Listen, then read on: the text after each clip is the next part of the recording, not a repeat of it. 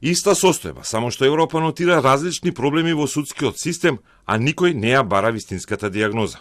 Анализира за Телма Дарко Аврамовски од Коалицијата за правично судење, откако Европската комисија го објави новиот извештај за владење на правото за Македонија.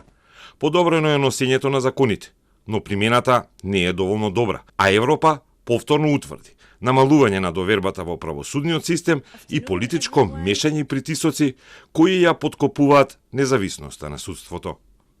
Факт е дека веќе долго време имаме проблеми со јавната перцепција на судството, со довербата на граѓаните во судството и факт е дека многу на тоа влијаат оние неумесни и агресивни изјави од политичари, носители на власта, особено пратеници, министри, премиерот и така натаму, кои имаат напади врз судството кои излегуваат надвор од некоја објективна критика.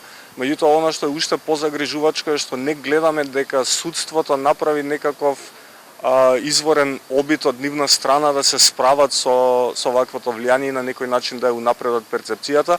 За жал, многу често од нив гледаме дека постои некаква очекувана интервенција од надвор, односно дека некој од страна треба да ги среди состојбите во судството. Генералниот заклучок на извештајот е дека ефикасноста на правосудството продолжува да опаѓа, како што расте траењето на судските постапки со исклучок на кривичните процеси. Поради спорите или застарените судења за корупција, јавноста и натаму смета дека корупцијата во јавниот сектор и во институциите е на високо ниво и останува неказнета. Паѓа и довербата на бизнис секторот во судската заштита. Факт е дека ефикасноста на судството зависи и влијае и на економскиот развој на земјата. Токму ова да има поволна стабилна клима, каде што бизнисите ќе бидат сигурни дека нивните интереси можат да бидат заштитени преку судски пат. Наместо тоа, тие ризикуваат и гледаат дека постојат определени проблеми, поради што почнува да се намалува довербата и кај нив. Како слабости се наведени недостигот од суди и обвинители, редовно кратење на законски утврдениот судски буџет за што досега никој не прокренал иницијатива пред Уставниот суд, спората дигитализација на секторот.